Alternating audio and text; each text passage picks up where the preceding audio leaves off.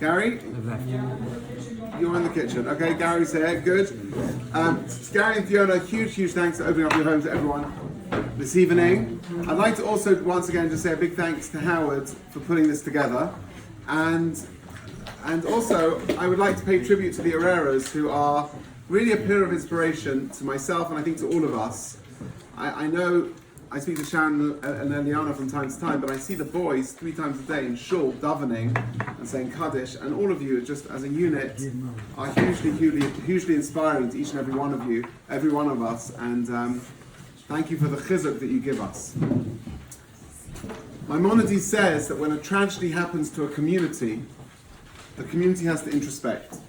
Each and every one of us has to look at our own actions, our own behaviors, and try and think, how can we as individuals improve? And I think we have, as a community, have tried our very best by coming together to learn Torah, Le'ilun Nishmat, as a merit for Russell. But I think tonight I want to do something slightly different because we are approaching Rosh Hashanah. So I want to begin the evening by concluding Pirkei Avot. We have been learning Pirkei Avot faithfully over the last month or two, and there are some further Mishnayot that I want to share with you.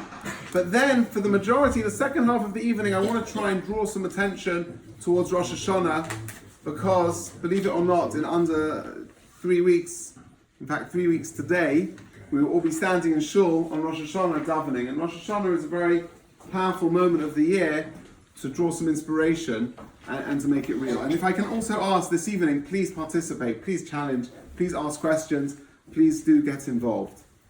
So as an introductory note, and forgive me, I haven't given each and every one of you the whole of Pirkei Avot chapter 5 and 6, because I calculated it was about 18 pages of printing for each of you, which is hundreds of pages, and I thought I would do it more orally this evening. So forgive me that I haven't given you a handout of that, although there'll be a handout for the Rosh Hashanah stuff.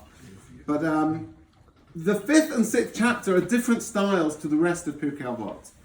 As you've become familiar over the last few weeks, Pirkei Avot are beautiful teachings, lessons, messages. Chapter 5 and chapter 6, it's a little bit more like lists. I don't know if there are any accountants among us, but the accountants among us would enjoy chapter 5 of Pirkei Avot more than all the other chapters, because it gives lots of different lists. Lists of miracles in the Torah, lists of punishments in the Torah, lists of different classes of people, different types of character traits. It just lists them in a different way. It's very fascinating in its own right, but perhaps it's a little less straight ethics like the other chapters. Rather, it's trying to inspire us by sharing with us some wise words. So we're going to begin this evening by looking at a few Mishnayot. I'm going to read the first Mishnah of chapter 5 to you. With 10 utterances, the world was created. What does that teach us? Surely the Almighty could have created the entire world with one utterance.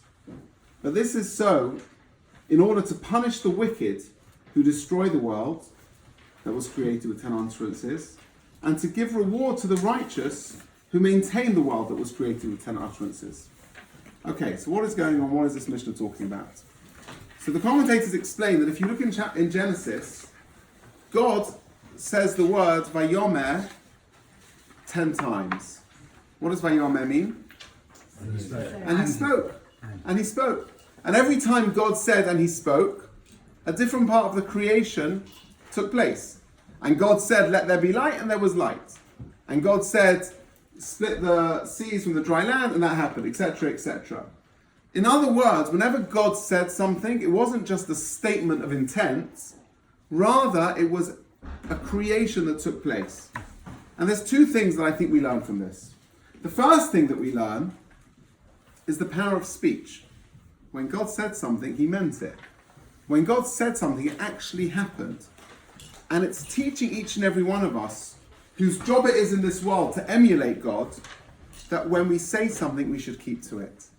We are supposed to try very, very hard to keep to what we say. If we promise to do something, if we make a commitment, our words should be our bond. And it's an interesting thing. You may often hear a religious Jew say the term Bli Neder.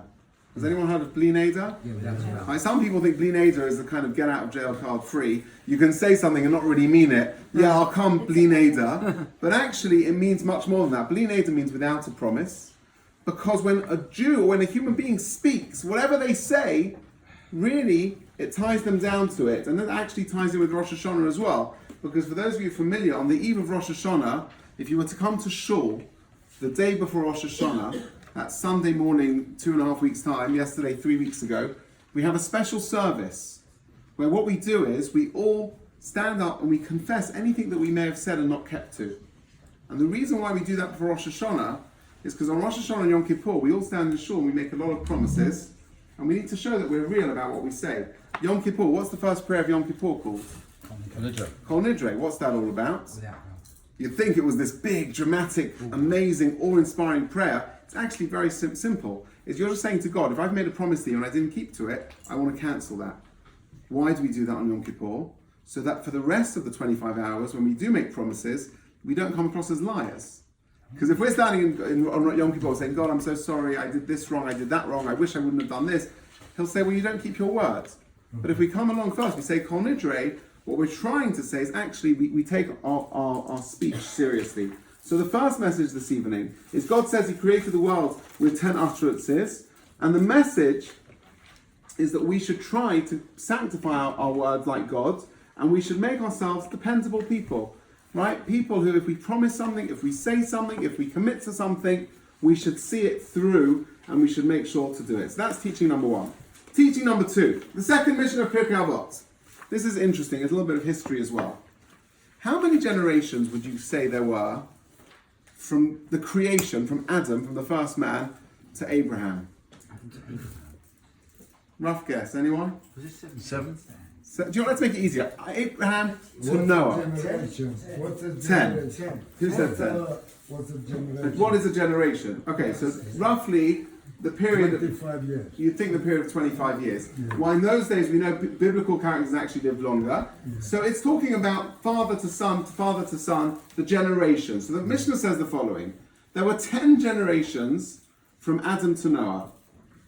In order to make known that God really saw the world was behaving inappropriately, and he wanted to destroy the world.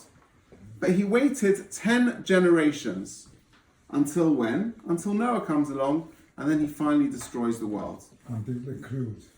Until the mass cruise, right? It was not 25 years. It was the first cruise that Jews went on, right? It's not 25 years. I thought before Noah they lasted for 700 years. Correct. Abraham, absolutely. Yeah. Adam lived for 930 so years. it could have been 1,000 years then. It was actually, the story of Noah took place 1,560 years after creation. Yeah. So it was long, yeah. But what's interesting... Is that to do with the 10 utterances? 10 generations? Well, there's lots of 10s. We'll see, there's lots of 10s. But what's interesting is, what do you learn from this mission? Okay, big deal, there were 10 generations. So what? Who cares? History, right? Well, actually, we're learning something else about God. That he had tremendous patience. Yeah. Tremendous patience. If you see your child doing something wrong, right? How many times do they need to do it before you lose your patience with them? 10 minutes. They do it once, right? 10 minutes, 10 seconds, right? Depending on what they've done wrong,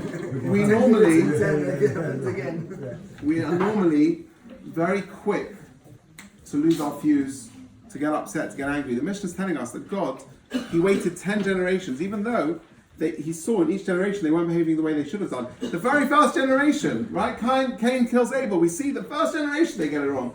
But he waits 10 generations until he brings the flood. So I think really the message here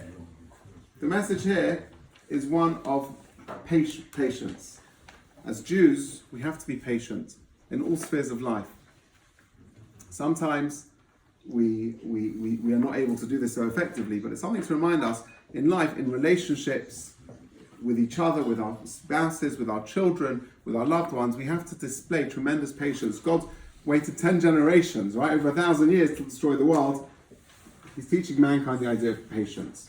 Now, the Mishnah carries on to say there were 10 generations from Noah to Abraham. 10 more generations. Why? In order to teach us that in each generation they were not worthy until along comes Abraham and he receives the reward of all of them. This is what the Mishnah says. Now there's a question here. Was there no one great between Noah and Abraham? Seriously? No one? Can anyone think of anyone who was great during that time? No. Terach? Okay, yeah. What was the yeshiva of Shem Ava? Yeah. What was, anyone know what that was? Shem Ava, the descendants of Noah, there was a whole group of people. They actually established a yeshiva, the Talmud says, where they would study ethics and morality, and they'd learn about the world Why weren't they great? Well, it says until Abraham came. What was the difference between Abraham and anyone who came before him? So there was one key, unbelievable difference. Abraham cared about other people like no one else had ever done before. He had 3 arrows, free will every single day of the week, every moment of every day. Life is a free will decision, constantly. Sometimes those free will parameters, so to speak, will be reined in. One thing that's very important to understand, it's not our job to ever go around judging anybody else's tests. It's a very personal thing. It's about you and your relationship with God. No one can ever look at anybody else's situations. It's also, understanding this enters the realm of suffering as well. Why do bad things happen to good people? Why does God do things? Again, these are huge questions that we can't understand. I always say to the kids, it's like if you imagine, you look through the back of a tapestry, you have a beautiful tapestry, you see the back of it, it just looks like knots. Only when you turn it around, you see the beautiful bigger picture. You have a 1,000-piece puzzle, you only see one puzzle piece. You don't know, you can't identify what the puzzle picture is by one piece of a 1,000-piece puzzle. So too, us in this world, we are finite, we are limited. God is infinite and He's unlimited. Therefore, for us to understand suffering or why God does things, again, that would be naive if we'd even begin to understand. What we do understand is that sometimes the Almighty will light up the way and give us tests to challenge us. You're right, sometimes He'll move the parameters of our free will, but it's always considered as a test. Is He testing actually our free will? Where that's going to take? He's testing us. He's testing our neshama. He's testing our souls and our ability to excel and become great. Am I going to make this decision or am I not going to make this decision? Right? Am I going to do this or not do this? It's complex and it requires really a share in its own right. Okay. Moving on. This is interesting. Does anyone know what a golem is? Has anyone been to Prague? The golem of Prague? Yeah. Brooke, you're nodding. What's a golem? It's an automaton meant to. I can't remember the full definition, but I've been to Prague. You've been to Prague? Okay, listen. So what is a golem? What is a golem? It's like a mystical sort of robot almost to perform a task. A mystical robot, so to speak. Robotic defender. Right? Okay, so the golem, Brooke is correct that if you go to Prague, to the Jewish quarter, you would hear all the stories of the golem of Prague. A golem literally means like a clod, like a clump of earth that has been fashioned in some sort of human-looking shape and has been inspired with some sort of spiritual entity. Some people walk around this world like a golem. In other words, they don't really think before they act. They don't behave appropriately. And a golem can also refer to somebody like a nincompoop, right? Somebody who's behaving inappropriately. So the Mishnah says the following. The Mishnah says there are 7 characteristics in a golem and 7 in a chacham, in a wise man. So it says the following. A wise man, and these are 7 pieces of advice. I think if you listen carefully to these pieces of advice, they would stand you in good stead in life in general, in the world of business, in relationships, in every aspect of life. Tell me if you like this advice. Number 1, do not speak before somebody who is greater than you in wisdom. Right? You've got somebody, you're in a business meeting and there's someone around the table who's been doing it for 30 years and you start speaking over them, you're a golem. Right? That's what the Mishnah says. Number 2, the oral law is the explanation of the written law. So for example, in the written law, it says on Rosh Hashanah blow the shofar. The oral law will explain to you what is a kosher shofar, what animal should it come from, what type of sounds should you make from the shofar. Another example, the written law expresses to you, you shall slaughter food in the method I commanded you. The oral law will explain all the details of shechita, how do you slaughter animals, how do you prepare kosher food. The oral law is the kind of explanation guide to the written law. Who wrote the oral law? God gave it to Moses on Mount Sinai. Yeah, but And originally it was oral, it was passed down generation. That was the first mission in Pirkei Avot, Moses to Joshua, to the men of the Great Assembly, all the way through the generations, until we came to about the 2nd century, the unshakenness at Haggadah, at the time of Rabbi Yehuda Hanassi, when the Jewish people were going through terrible, turbulent times, the temple was being destroyed, and then he saw, if we don't write this stuff down, it's going to be lost. And it was written down in the Mishnah. Later, it was written down in the Talmud, in the Gemara, which Gary's going to be finishing in January, and there's going to be an almighty Kiddush in St. John's Wood, please God, to celebrate him finishing. Right? That's the Gemara. One section of the Mishnah is called Pirkei Avot. Now, Pirkei Avot is nothing to do with laws. It's nothing to do with laws of kashrut or Shabbat or shofar or anything. It's to do with ethics and morality. How to be a Jew in this world, how to live a moral, human, ethical existence. And that's what we've been learning over the last month, because I think it's fair to say that Russell was somebody who epitomized all of these things that we're talking about. And therefore, we've learnt this in his memory and we've chosen this. Just to also add as well, I know we're not at the end yet, I'm still going to talk about Rosh Hashanah a little bit. It's been humbling for me and for Dina, for all the rabbinic staff, to see how many people have been coming to this. If ever you would like me to host a shir in your homes, it can be in honor of a yort site, or just to get together with a few friends and you want to do some Jewish learning, we are here for you. We are delighted to do this any night of the week, whenever you want. Just call a rabbi. Myself, I'm Minstock, Rabbi Menzel, would be only too pleased to come along and to lead a shir in your homes, because learning Torah is really what it's all about, and sharing wisdom and sharing ideas. Okay, so just to learn one Mishnah from chapter 6. One Mishnah from chapter 6 before we move on to Rosh Hashanah. The sages taught us, blessed be he who learns Torah. Rabbi Meir says, whoever occupies himself with Torah study merits many great things in this world and in the world to come. He is called a beloved friend. He's beloved by God. He's beloved by humankind. He gladdens God and he gladdens humankind. In other words, the Mishnah is talking about the power and the intensity of learning Torah. What a wonderful pastime it is. What an important part of every Jew's life it is to learn Torah. You know, recently I've started working somewhere. It's about a 45-minute commute. So I have now an hour and a half in the car, 3 days a week. And there's an amazing app called Torah Anytime. If you don't have it on your phone, I recommend you download it. It's called Torah Anytime. You can type in any topic shir you want. It will probably be on there. There's tens of thousands of shiurim on there by rabbis and rebbitzins from around the world. And I'm trying very hard, whenever I'm in the car for those 45 minutes, instead of listening to LBC and Brexit again, I put on Torah Anytime. And I recommend it. We all spend a lot of time traveling in the car. There's so much, we live in a time now where there is more access to Torah learning than any generation previous to us. It's quite remarkable. So I think that's important. The final Mishnah says, that we're going to learn this evening, one who learns from his fellow man, good evening. One who learns from his fellow man one chapter, or one halacha, or one verse, or even one word, is obligated to treat him with honor. And so it was with David, the king of Israel, who learned from Achisophel. He learned one thing from him, and yet for the rest of his life, he called him master. In other words, the Mishnah is teaching us the importance of showing respect to Torah scholars.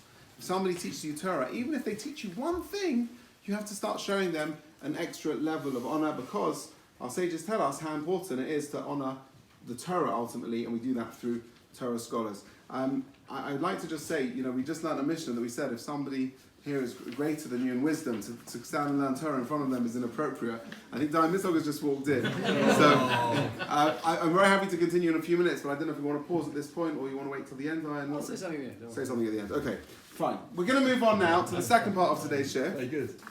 We're going to move on to, we're going to spend about another 10-15 minutes talking a little bit about Rosh Hashanah. So if I can ask you all to look at your source sheets. And we're going to learn a little bit about Rosh Hashanah. Can I have a volunteer to read? Any volunteers? Get some audience participation. Ariel, go for it. Go on, Ariel. Source number 1 on our source sheets. We'll try and learn some. This is from the Talmud in Rosh Hashanah. Alright. 3 books are opened on Rosh Hashanah before the Holy One. Blessed be he, one of holy wicked people and of holy righteous people, and one of middling people whose good and bad deeds are equally balanced. Holy righteous people are immediately written and sealed for life. Holy wicked people are immediately written and sealed for death.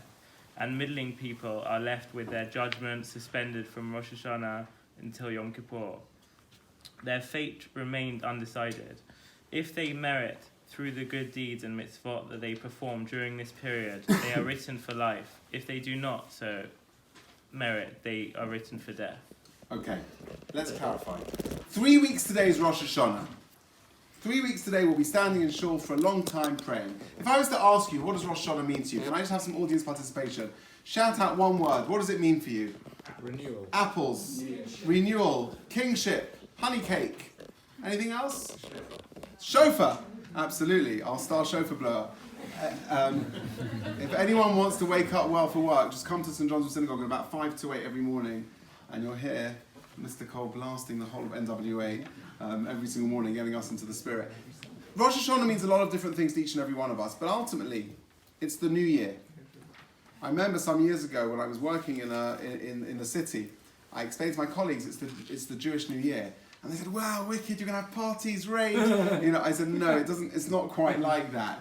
And I remember some years ago, Dina and I decided to go on New Year's Eve, on December the 31st. We decided to go to the fireworks by the London Eye.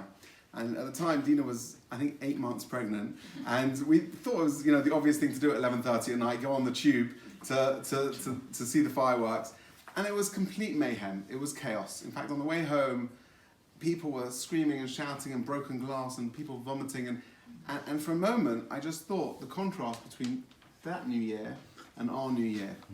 Rosh Hashanah is not a New Year in terms of the party, right? How do we celebrate Rosh Hashanah? The Mishnah that you just read, the Gemara that you just read, really sums it up. It's actually, yes, on the one hand, it's a festival, and we have apple and honey, and we have festive meals. The Gemara calls it a moed. It's considered a festival. We have an obligation to rejoice. But at the same time, it's a bit of a scary time. The Gemara describes how 3 books are open, and actually, everything that's going to happen to you is inscribed on Rosh Hashanah for that year. And therefore, we need to take it with seriousness. And we need to look at it with seriousness. We discussed at the beginning how whatever happens to us as a community, we need to reflect on that as well. And the Gemara says there's a prayer in Rosh Hashanah that we say that you're all familiar with, called an Asana Tokef. And in an Asana Tokef, there are 3 things that we are told to do. 3 pieces of advice that I want to speak about each of those pieces of advice for about 2 or 3 minutes, and then we will conclude. The Gemara says, and the Siddur says, the Machzor says, we say in this prayer in Asana Tokef, Teshuvah, Tefillah, Tzedakah, Ma'avirin Esroa HaGazera. That through repentance, through prayer, and through righteousness, through charity, we are able to kind of sever the evil decree. So I want to talk very briefly about those 3 things. Let's talk briefly about Teshuvah. Can I ask a volunteer to read the 3rd source on the page? A volunteer, someone? Volunteer? Howard, I think Howard. Let's volunteer Howard. It's too long. Go on, in English. Neither repentance. Okay. Neither repentance nor the Day of Atonement atone for any save for sins committed between man and God. For instance, one who ate forbidden food, or had forbidden coercion. Yeah.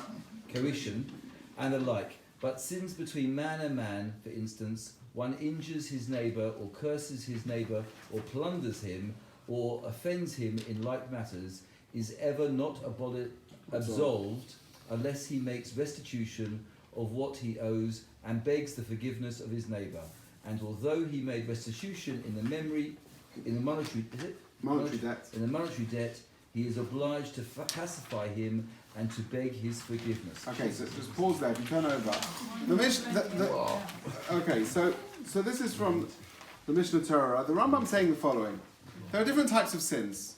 Sometimes people sin through their relationship with God. Maybe they don't observe Shabbat correctly, or they don't eat certain foods that they shouldn't be eating, or they behave inappropriately between their relationship with God. And sometimes they behave inappropriately with their relationship with their fellow human being, with man and man. They steal, or they injure their neighbor, or they curse someone, or they mock someone. So the Mishnah Torah says something fascinating. It says that with man and God, that's Rosh Hashanah, you're able to stand in shul and ask God for forgiveness. But with the relationships between man and your fellow man, you're unable to go and ask God for forgiveness. If I do something wrong to you, I can't go and ask you for forgiveness. I need to go back to you. Right, so to go to shul and ask God for forgiveness, you're unable to do. So if you turn over the page, even if he offended his neighbour, he ought to save in his words, he's obliged to appease him and implore him until he forgives him. If his neighbour, now what happens if you do something wrong to someone, and you go to them and say, look, it's coming up to Rosh Hashanah, I'm so sorry, I behaved inappropriately, and the person doesn't want to know. Yeah. What do you do then? So the Rambam says, if your neighbour refuses, then you need to find a committee, and he refuses in front of a committee of 3 friends, you should bring 3 friends to try and beg him. And if you ask him 3 times and he still refuses, then, so to speak, you've done all that you can, and it's kind of on him. There's an amazing story that I saw recently. There was a guy in New York. He was driving, and there was a parking space. It's very hard to find parking in New York. And he was going to a business meeting, and there was a parking space available. There was a car double parked in front, and he thought that car looked like it was going to the place, but the woman was standing chatting to someone. It was a few minutes. He thought, forget it, I'm going to go in the place. He went in the place, and he went into the building. A few minutes later, that woman who he knew from his community, she came in shouting at him. She said, "You saw I was going for that place. How dare you? It was my parking place." And he said, "I'm so sorry. I saw you talking to somebody else." And anyway, he came up to Rosh Hashanah, and he thought, you know what? I'm going to phone this person. He phones her up. He goes, "Look, you were absolutely right. I shouldn't have taken that parking space that day. I'm so sorry. Please forgive me." And she said, "You know what? We were all a bit heated at the time. Of course, I forgive you." The following year, they were from an observant community in St. John's Wood. His daughter was suggested a shidduch, a match, for this lady's son. Pardon? No, this is in America. This is in New York. No, not local. Nothing local. Did I say St. John's Wood? Keep going. That's why my wife has to be here to correct me. This was all in New York. Sorry, this was all in New York. The following year, his daughter and the lady's son were suggested a shidduch, and they actually ended up going out and they ended up getting married. And he said an amazing thing. Had I not made that phone call on Rosh Hashanah, she would have never agreed for that match to come about. In that community, that's the way it worked. The parents got called. It would never have happened. And an amazing thing, they ended up becoming machatonim with each other. But it's very important to just try and think, on the eve of Rosh Hashanah, who this year have I done something wrong to? And try hard to try and reflect on that. So that's teshuvah. Tefillah, very briefly, 2.5 minutes on tefillah. Tefillah means prayer. When I ask a lot of people in the community what they're looking forward to in Rosh Hashanah, they say, "Oh, it's so lovely. You come to shul, you see all your friends you haven't seen for the last year, and you get, it's really social. There's lovely atmosphere. You walk around the Moritz Gartler Hall, and everyone's socializing and having fun." That's not really what shul is about on Rosh Hashanah. On Rosh Hashanah, the prayers are so beautiful and so important, and just some advice to give you. It's impossible for most people to tap into every single prayer for the entire time they're in shul. But my suggestion and advice is try and find at least 1 or 2 prayers that you can really make your own. Whether it be the Shachrit Amida, the Musaf Amida, whether it be just around the time of blowing of the shofar, because prayer is so, so important. Apart from being an opportunity to communicate with God, to thank God, to praise God, to build a relationship with the Almighty, it's really what Rosh Hashanah is all about. And therefore, it's a great opportunity in the run-up to Rosh Hashanah to try and get familiar with the prayers. This year we're trying to have a really interactive Slichot service. The Saturday night, the week and a day before Rosh Hashanah. Come along, try and get involved, try and tap into the beauty of the prayers. If anyone in this room would like to sit down before Rosh Hashanah to go through the Machzor with me, or with Rabbi Mendel, with Rabbi Minzot, we'd find the time, we'd be delighted to make it a little bit more accessible for all of you. Prayer is such a beautiful and amazing opportunity. For many people it's so hard, because it's in Hebrew it's hard to access. God speaks every language. And you can buy so many different machzorim, whether the Art Scroll, the Koran, and read it in English. The Mishnah says that you can pray in any language. God understands every language. So that's the second idea, tefillah. The final idea is tzedakah, is charity. And just talking about charity, we're not talking about just the regular ideas of charity. I want to talk about a concept of being something slightly different. There's a concept of also, the Gemara says, Kol hamarachem al habriyot marachim olav min hashamayim. Whoever has mercy and charity on other people, the Almighty will have mercy and charity on them. In other words, one aspect of charity is obviously putting money in a stocker box or supporting your favourite charity, going to some amazing charity dinners and writing a pledge form. That's of course incredible and amazing. But another aspect is trying very, very hard to have a charitable outlook on life, a charitable approach to other people, people who are, perhaps we are quick to judge people.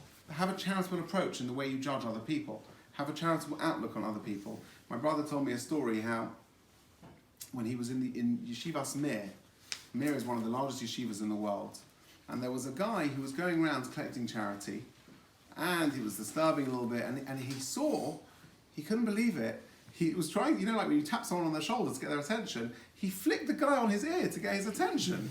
And my brother thought, that's not on. Well, he's flicking him on his ear to get his attention. And afterwards, my brother went over to him and goes, there's ways and means. Flicking someone on their ear to ask them for a charitable donation is not the best way, and it's not very appropriate. And he goes, no, I'll tell you what happened. That was so squashed in that Bet Midrash, I, by mistake, tapped the person next to him's ear, and that person was wearing a hearing aid. And what happened was, I was nervous that person would think I was humiliating him. So when he looked around, I just tapped the next person on the ear, so at least he would think it wasn't about him.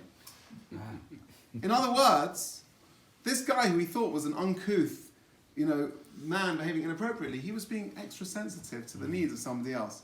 So the Gemara says we should try and have Merachim al Bris, try and have compassion on other people. You see people behaving in all sorts of ways. The Gemara says you should try and give people the benefit of the doubt. Think, why are they doing, what are they doing? And then, please God, the Almighty will give you the benefit of the doubt in some of your behaviors as well. So just to conclude and to summarize, we've been through a lot of Pirkei Avot together, and please feel free to go over it yourself. There's many editions of this all available everywhere. We've looked at a lot of different Mishnayot, looking at the ethics of how to behave.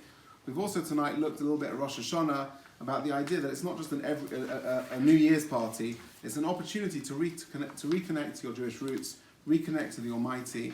And please God, we should try to merit, to be inspired by some of these messages, to make sure that next year should be greater than this year. And just to say as well, there are lots of events and programs taking place in the shul. I know Dina is spearheading next week an amazing event in the shul. We've got the Challah Mummy coming to St. John's Wood. Vanessa Phelps' daughter Allegra Benita is coming to St. John's Wood to bake all sorts of interesting and strange chalot. And please, you're all invited to book in and join us for that. There's lots of other stuff coming on, the slichot I mentioned, but it's really been a privilege to give this shiur. And please God, Russell's neshama should have a tremendous aliyah, and we should continue to live up to his ways and to do good deeds and Torah learning in his memory. Thank you so much for coming. I'm now going to hand over to Dayan Binstock.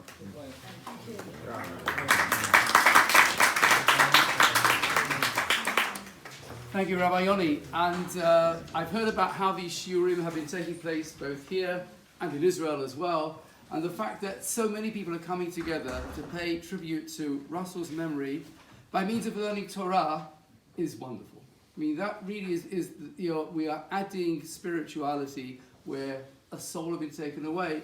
To be able to put more spirituality in the world is the most constructive way of healing and mending.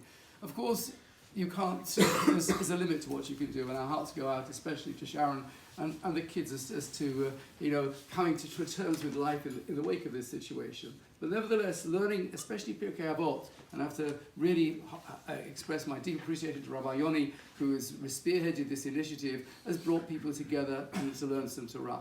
This coming Shabbat, we begin the final cycle of Pirkei Avot. We go through it from Pesach all the way through to Rosh Hashanah, and we're beginning going through it for the final time. We're doing chapters 1 and 2 again. And chapter 2 ends up with a teaching of a rabbi called Rabbi Tarfon. He lived in the 1st century, and he was a very wealthy man. He was from a priestly family. Despite his wealth, he would always put himself out to help people. His praise for his mother and his sensitivity to her feelings knew no bounds. He did do a water riding for her. He put his hands on the floor so she didn't have to walk through the courtyard in her bare feet if her shoes wasn't available. So and on one occasion, since he was a priest and was able to eat the priestly food, and if you were a member of the priestly family, then you could have access to this food. And there were a number of women who were going hungry. He betrothed 800 women, as it were, as an artificial wedding ceremony, in order they could have access to that food. And that was out of kindness to ensure that these people shouldn't go hungry. So he was a remarkable person. And his teaching ends the 2nd chapter of Pirkei Avot, and it's a famous saying. I'm sure many of you have heard it. He started by saying, Hayom katzer, the day is short, v'hamalacha merubah, and the work is great. And the workers are lazy, and the master of the house is urgent. He wasn't simply talking about the economic conditions in 1st century Palestine. He was talking about life itself. He says, the day is short, no one lives forever. No one lives forever. And the work is great. No one, no matter how long they live, is able to do all that they wanted to do. Everyone dies with dreams unfinished. You can try your hardest, but nevertheless, no one does it all. And the workers are lazy. Very often we don't have the correct priorities in life. We're chasing after things that really we shouldn't be. And the master of the house is urgent, you should confront those priorities correctly. Say, okay, all right, let me do what this chapter says. And, you do your time management to do this, separate the urgent, the important, A, B, C, 1, 2, 3, etc. And you'll say, hold on a minute, I can't do it all. The Shulchan Aruch, all those volumes on the shelf, how can a little me do all of that? And the answer is you can't, and no one can. Because, as the Pirkei says, it's not your duty to finish the work, but neither are you free to desist from it. Don't think because I can't do it all, I shouldn't do any. Do whatever you can. For each good deed that you perform, for each piece of Torah that you study, for each tear that you shed, whether in joy or in sadness, God stores it up. And it's there to your spiritual charge card, as it were. But then you say, okay, I do it all, but where's the rewards? We see that good people could go away so early. And sometimes we seem to think that the wicked are prospering. It ain't fair. So Rabbi Tarfon concludes by telling us, know that the reward for the righteous is not in the here and now, it is in the time to come. We are in an imperfect world in which God has given us the challenge to be partners with Him in perfecting, mending, improving that world. So it's our challenge now as we come to Rosh Hashanah and going forward into the year and then life ahead, to be God's partners. Partner Him whatever way you can. It could be more Torah learning, more charity, working better on your midot, trying to be more sensitive in the way that Yonni beautifully described before. We can all do it. We can all add more to our spiritual child card. And may God bless us with our efforts to be successful, and we should be able to celebrate Samachot, not hear about any more tzarot in our community. Thank you. Amen. Amen. Can you say Kaddish? Rabbi Chanan Chashran Rotzah Kodesh Baruch Hu Zakes Yisrael Lefika Hilo Lahem Torah Mitzvot Shne'emar Adonai Chavei Siman Tzidko Yadil Torah V'Yadeh.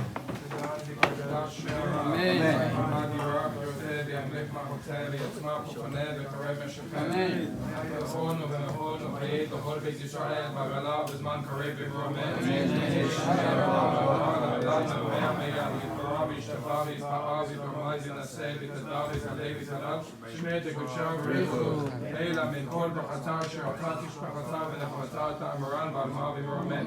על ישראל ועל רבנן ועל תמידוכון ועל כל תמידי תמידוכון דסקין בו איתה כנשתה, די ואתה חדן ודי וכל אתה ואתה, היי לנה אוכון אוכון מנה והיסה ורמה, מן קדם הרע שמיה ורב עם רמה.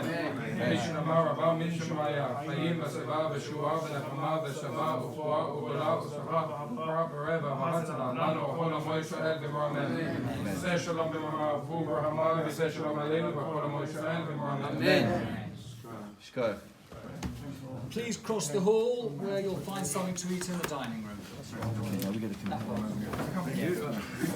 So, I don't know why I might stop, but we know we can upload these to YouTube. But yes, that's why we're recording it. So somehow I'm going to have to get to